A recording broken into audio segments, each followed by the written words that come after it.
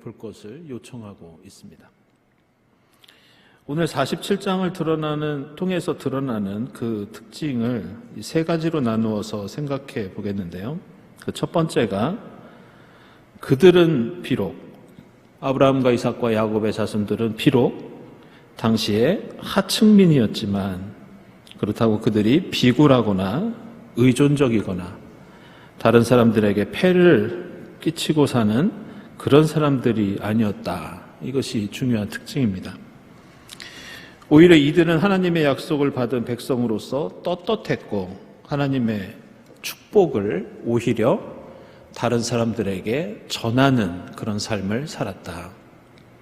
이게 하나님께서 선택한 당시의 아브라함과 이삭과 야곱, 히브리인들, 목자들, 떠돌아다니는 당시의 사회적인 약자, 그들의 특징이었습니다. 다시 말해서 하나님의 백성은 내가 잘되기 위해서 남에게 신세를 지거나 남에게 피해를 끼치는 사람이 아니라 축복의 통로가 되었던 사람들. 이게 47장의 야곱의 이야기를 통해서 드러나는 하나님의 백성의 특징이라고 하겠습니다. 그 내용이 47장에서 우리가 주목할 것은 야곱의 가족이 특별히 바로 왕에게 복을 빌어주는 장면이 나옵니다. 7절 말씀 보면 야곱이 바로를 만나자 축복을 합니다. 그리고 한 번만 축복하는 게 아니라 10절을 보시면 다시 한번 축복을 합니다. 이 구약시대에는 보통 왕에게 축복할 때 그렇게 했다고 합니다. 오 왕이여 영원히 사소서, 이런 말을 외쳤다고 합니다. 근데 오늘 7절과 10절에 나오는 두 번의 축복 사이에는 야곱이 자신이 하나님의 은혜로 누린 횟수가, 그 수명이 얼마나 되는지 고백합니다. 따라서 지금 야곱이 바로를 향해서 오 왕이여 영원히 사소서라고 복을 비는 것은, 오 왕이여 하나님께서 저를 이렇게 오랫동안 장수하게 하셨던 것처럼 당신도 장수하기를 바라면서 축복합니다. 이런 뜻입니다. 이러한 하나님의 백성의 이 바로를 향한 축복은 이것으로만 끝나지 않습니다.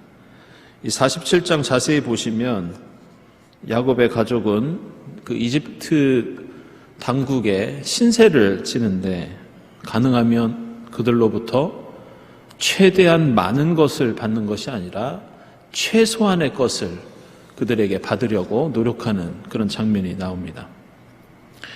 이 야곱의 가족들이 머물렀던 곳도 이집트의 중심부가 있고 더 좋은 땅이 있지만 일부러 이 람세스 땅에 머물면서 자신들의 가축을 치면서 다른 한편으로는 이집트 사람들의 가축을 돌보고 또 도와주는 그런 역할을 감당합니다. 더 중요한 것은 우리가 잘 알고 있듯이 13절 이하에 나오는 이야기입니다. 이집트 땅에 기근이 심해지자 식량이 떨어지고 사람들이 굶주리게 됩니다. 그래서 사람들은 돈을 들고 와서 요셉에게서 곡식을 샀고 나중에는 이 돈이 떨어지자 집짐승을 팔아서 먹거리를 구합니다. 그리고 20절 이하 보면 돈도 떨어지고 또 짐승도 더 이상 없자 이제는 밭을 팔아서 식량을 구합니다. 25절에서는 이러한 요셉의 지혜와 노력에 의해서 수많은 사람들이 목숨을 건지게 되었다, 이렇게 말씀합니다. 어떤 분들은 이러한 요셉의 정책이 가난한 사람들의 것을 착취하는 것 아니냐, 이런 그 의견을 묻는 경우가 있습니다. 하지만 당시의 고대 중동의 상황을 고려하면 사실 이 요셉의 이런 정책은 불가피한 것이었고 큰 은혜를 베푼 것이라고 할 수 있습니다. 실제로 레위기 25장을 보면요, 가난한 사람들에게 그냥 먹을 것을 주고 돕는 것이 아니라 그걸로는 한계가 있으니까 아예 굶주리는 사람이 있으면 종으로 고용을 해서 한 가족처럼 먹이면서 살라는 그런 내용이 나옵니다. 우리가 볼 때는 종을 삼는다는 게 오히려 그 사람을 더 착취하고 안 좋은 것 같지만 당시 사회에서는 오히려 그렇게라도 자기 집안에 머물게 하면서 함께 먹을 것을 나눠 먹는 것이 생명을 부지할 수 있는 기회였습니다. 당시에는 식량이나 물자가 지금처럼 풍부하지 않았고 또 복지 정책이 국가에서 따로 있는 것도 아니었습니다. 따라서 요셉이 폈던 정책은 당시 상황을 볼 때 최선이라고 볼 수 있겠습니다. 다만 구약 성경에서는 다른 국가나 민족하고는 다른 특별한 법이 하나 더 있었는데요. 그게 바로 희년법입니다. 그것은 그렇게 해서 종이 되고 노예가 된 사람은 나중에 7년이 되면 자유인으로 풀어줘야 한다. 이런 해방의 법이 있었습니다. 우리는 이러한 그 요셉의 농경 정책이 총리로서 요셉 개인의 지혜, 그리고 그가 성공을 거둔 삶이라는 그런 측면에서 생각할지 모르지만 엄밀히 이것은 하나님께서 예전에 요셉에게 꿈을 통해서 가르쳐 주신 하나님의 지혜였습니다. 따라서 요셉은 개인의 능력을 넘어서 그 땅에 사는 모든 사람들에게 앞에서 말씀드렸듯이 축복을 전달하는, 축복을 있게 하는 다리 역할을 한 것이었습니다. 그리고 이렇게 야곱과 요셉과 이 집안이 축복의 통로 역할을 한 것은 개인의 한 가문의 일이 아니라 창세기 전체가 가지고 있는 주제를 볼 때 매우 중요한 의미를 갖고 있습니다. 계속해서 반복되는 그 창세기에 나오는 주제들이 있습니다. 그건 뭐냐면 아브라함의 이야기가 시작되는 창세기 12장 3절에서 하나님께서 아브라함을 향해서 이렇게 말씀하십니다. 땅에 사는 모든 민족이 너로 말미암아 복을 받을 것이다. 18장 18절에서도 아브라함은 반드시 크고 강한 나라를 이룰 것이며 땅 위에 있는 나라마다 그로 말미암아 복을 받을 것이다. 이렇게 말씀합니다. 22장 18절에서도 아브라함이 하나님께 이삭을 바쳤을 때 이런 말씀을 듣습니다. 내가 나에게 복종하였으니 세상 모든 민족이 내 자손의 덕을 입어서 복을 받게 될 것이다. 26장 4절에서는 이번에는 아브라함에 이어서 이삭이 같은 약속을 받습니다. 너의 자손이 하늘의 별처럼 많아지게 하고 그들에게 이 땅을 주겠다. 이 세상 모든 민족이 내 씨의 덕을 입어서 복을 받게 하겠다. 이 약속입니다. 그리고 다시 아브라함과 이삭을 향한 이러한 언약은 28장 14절에서 야곱이 베델에서 꿈을 꿀 때 그 꿈속에서 하나님께서 이렇게 말씀하십니다. 너의 자손이 땅의 티끌처럼 많아질 것이며 동서남북 사방으로 퍼질 것이다. 이 땅 위의 모든 백성이 너와 너의 자손 덕에 복을 받게 될 것이다. 이처럼 창세기에는 아브라함과 이삭과 야곱이 복을 받는다는 말씀뿐만이 아니라 너희가 세상에 복을 전하는 삶을 살 것이다라는 말씀이 자주 등장합니다. 따라서 오늘 창세기 47장은 단순히 야곱의 가족들이 이 기근이라고 하는 어려움 속에서 어떻게 그 고난을 이겨내고 생존하느냐 이것이 아니라 사실은 아브라함과 이삭과 야곱에게 주어졌던 너희를 통해서 모든 민족이 복을 받을 것이다라는 하나님의 약속이 성취되는 그런 장면이라고 할 수 있습니다. 결론적으로 그렇다면 하나님의 백성은 어떤 존재인가? 우리는 흔히 우리가 하나님께 택함받은 것이, 하나님의 백성이 된 것이, 하나님의 자녀가 된 것이, 우리가 잘 되고 형통하고 하나님께 많은 복을 받는 것이라고 그렇게 생각합니다. 그러나 그것만으로는 온전한 설명이 될 수 없습니다. 하나님의 백성은 하나님의 복을 받아서 세상에 더 큰 복을 전하는 것, 그것이 바로 하나님의 백성의 역할입니다. 생각해보면 야곱이라는 사람은 어머니의 뱃속에서부터 복을 받기 위해서 남의 복을 빼앗기 위해서 노력했던 사람이었습니다. 그런데 이제 야곱은 복을 받기 위해서 싸우는 사람이 아니라 드디어 하나님의 사람으로서 복을 베푸는 사람이 되었다는 것을 오늘 47장에서 가르쳐주고 있습니다. 요셉도 자신의 형들보다 자신이 더 큰 복을 받을 것이라고 형들에게 꿈 얘기를 하면서 자랑하던 사람들이었습니다. 그러나 요셉은 이제 가족들을 살리고 세상을 살리는 축복의 통로로서 살아가게 되었다고 역시 오늘 47장은 말씀하고 있습니다. 두 번째로 오늘 이 창세기 47장에는 하나님이 약속하셨던 선물, 땅, 하나님의 유업, 하나님의 기업이 어떤 의미를 갖고 있는지 우리에게 가르쳐주고 있습니다. 이집트는 잠시 머무는 곳이었지 그들이 영원히 살아야 하는 곳은 아니었습니다. 그래서 47장 11절 보시면 바로가 야곱의 가족들에게 정착할 땅을 준 것은 그들에게는 일종의 큰 도전이자 유혹이었습니다. 야곱의 가족들이 받은 이 땅을 히브리어로 아후자라고 합니다.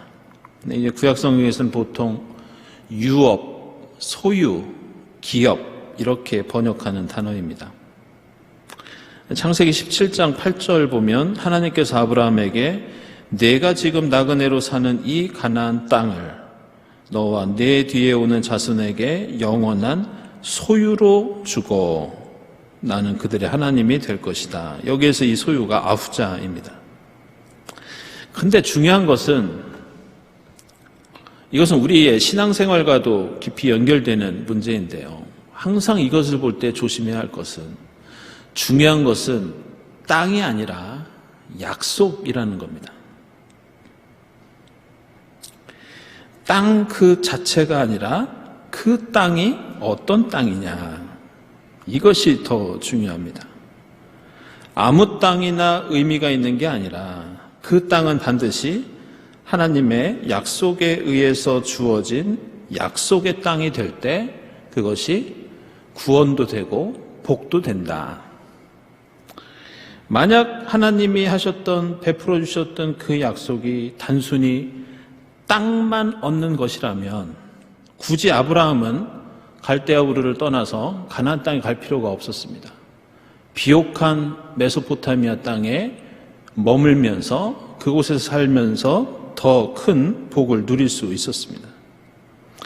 그리고 오늘 야곱과 요셉도, 이 가정도 바로가 주는 좋은 땅에 머물면서 그 땅에서 풍요롭게 살면 충분했습니다. 만약 땅 그 자체가 목적이었다면. 그러나 하나님의 유업, 하나님이 약속하신 땅은 땅이나 그 땅에서 거두는 풍요로움이 중요한 것이 아니라 그곳이 하나님의 약속에 의한 것이냐, 하나님의 뜻에 의해서 인도받아서 간 곳이냐, 이게 중요합니다. 그래서 야곱의 가족은 이집트가 풍요로워도 그곳은 약속하신 땅이 아니었기 때문에 그들은 저희는 이곳에 잠시 머뭅니다, 이렇게 고백했고, 실제로 나중에 이집트를 떠나서 가나안 땅으로 출애굽을 합니다. 그리고 야곱도 계속해서 요셉에게 내가 죽어서라도 6월만이라도 이 이집트가 아니라 하나님이 우리에게 약속해 주셨던 그 땅에 자신을 묻어달라고 요청합니다. 근데 우리가 한 가지 더 살펴볼 것은 이 구약 성경에서는 이렇게 하나님이 주신 기업, 하나님이 주신 선물이라는 그 의미가 나중에는 이 땅에 국한되는 것이 아니라 조금 더 의미가 확대됩니다. 성경은 더 나아가서 땅이나 재산이 아니라 우리 자신이 하나님의 재산이요, 하나님의 소유요, 하나님의 기업이라고 말씀합니다. 신명기 9장 29절을 보면 이 백성은 주님께서 그 크신 힘과 표신팔로 인도하여 내신 주님의 소유요, 주님의 아후자요, 주님의 백성입니다. 신명기 32장 9절에서도 주님의 몫은, 주님의 아후자는 그의 백성이니 야곱은 그가 차지하신 유산입니다. 이렇게 말씀합니다. 시편 28편 9절에서도 주님의 백성을 구하여 주십시오. 주님의 소유인 이 백성에게 복을 내려 주십시오. 영원토록 그들의 목자가 되시어 그들을 보살펴 주십시오. 이렇게 나옵니다. 하나님의 소유와 기업은 히브리어로 아후자뿐이 아니라 나할라라고 하는 단어도 있는데 대대로 이 두 단어는 땅을 가리켰고 넓은 뜻에서는 재산이나 소유나 기업을 가리켰습니다. 그래서 이스라엘 백성들이 가진 모든 땅, 모든 소유는 원래 하나님의 선물로서 하나님의 소유가 선물로서 이스라엘에게 주어졌다, 이런 뜻을 갖고 있습니다.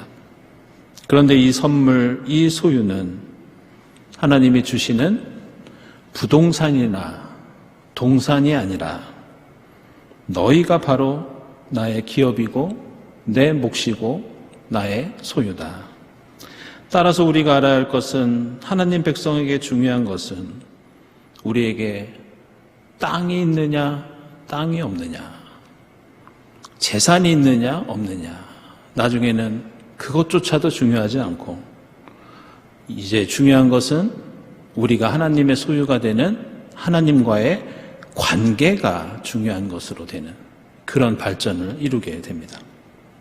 지금 내가 하나님께 속해 있고 내가 하나님의 소유된 백성으로 살아간다면 내 소유가 많든지 적든지, 땅이 있든지 없든지 하나님께서 책임져 주시고, 그 관계 때문에, 우리가 하나님의 소유가 된 그 관계 때문에 우리는 이미 복을 받은 존재다.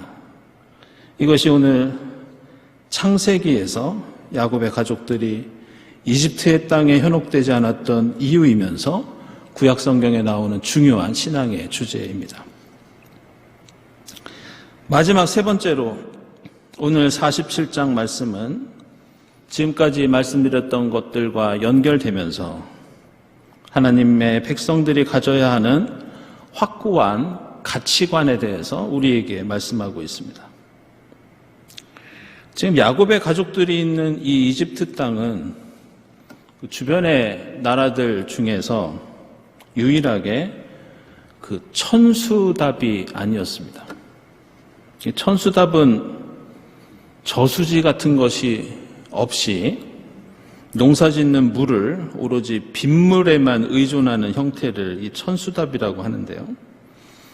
이집트는 알려진 대로 나일강이 있어서 강수량이 많지 않더라도 사시사철 비옥한 토지에서 곡물과 과일이 쏟아져 나오는 그런 지역이었습니다.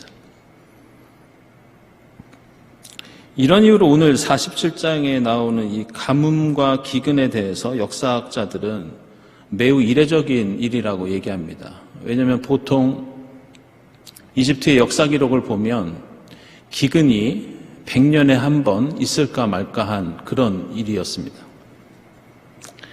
그래서 아브라함도 가나안에 흉년이 들었을 때 일찍이 이집트로 피신하였고, 지금 야곱의 가족들도 기근이 들었을 때 이 풍요로운 이집트로 갔다, 이런 내용입니다. 그런데 우리가 주목할 것은 아브라함도 그랬고 야곱도 그렇고 이집트는 아무리 비옥하고 아무리 풍요로워도 그들에게는 약속의 땅이 아니었고 그들의 마음은 늘 가나안을 향해 있었습니다. 따라서 이집트는 그곳에 정착해서 오랫동안 살아갈 땅이 아니라 언젠가는 약속의 땅으로 돌아가야 했습니다. 그래서 아브라함이 이집트로 피신했을 때 12장 10절 이하를 보면 아브라함은 이집트에 얼마 동안 몸붙여서 살려고 그리로 내려갔다. 이런 표현이 나옵니다. 그리고 오늘 47장 4절에서도 바로는 마음껏 머물고 싶은 대로 정착하고 살라고 허락하지만 야곱의 아들들이 바로에게 잠시 머무르려고 왔습니다. 이렇게 말합니다. 그리고 27절 이하에서도 야곱이 요셉을 불러놓고 계속해서 당부하는 내용도 나를 이집트가 아니라 약속의 땅으로 데려가려는 요청이었습니다. 어느 것보다 풍요로운 곳이었지만 하나님의 백성들이 가진 가치관, 그들의 삶의 목표는 앞에서 말씀드린 풍요가 아니라 바로 약속이었습니다. 비록 지금은 굶어 죽을 수밖에 없는 위기 때문에, 그리고 요셉이 그곳에 총리로 있었기 때문에 이집트 땅에 머무르려고 하지만 그것은 일시적인 일이었습니다.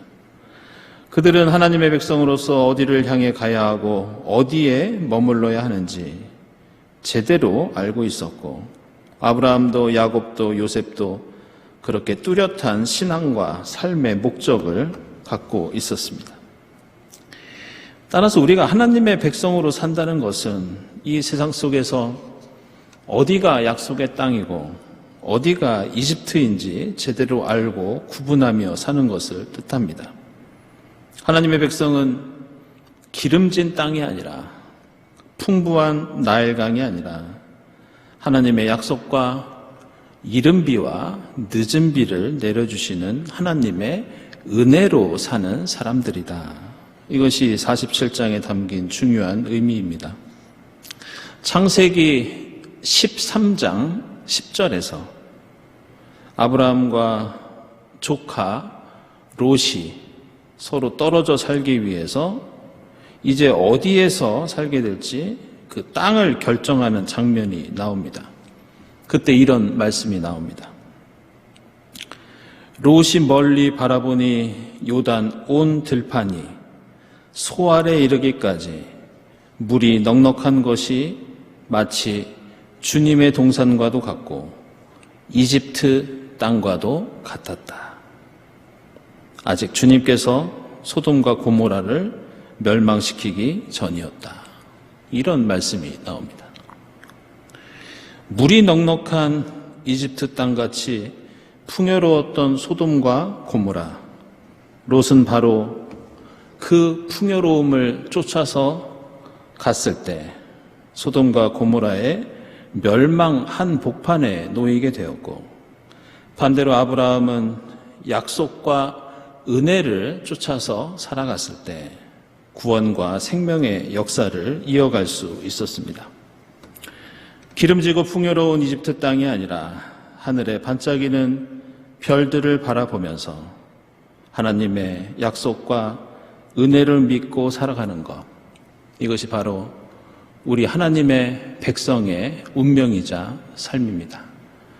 우리가 대림절을 보내고 성탄절을 맞이하면서 하늘의 별을 바라보면서 하나님의 약속과 은혜를 우리의 삶 가운데 의지하는 여러분의 삶이 될 수 있기를 바랍니다.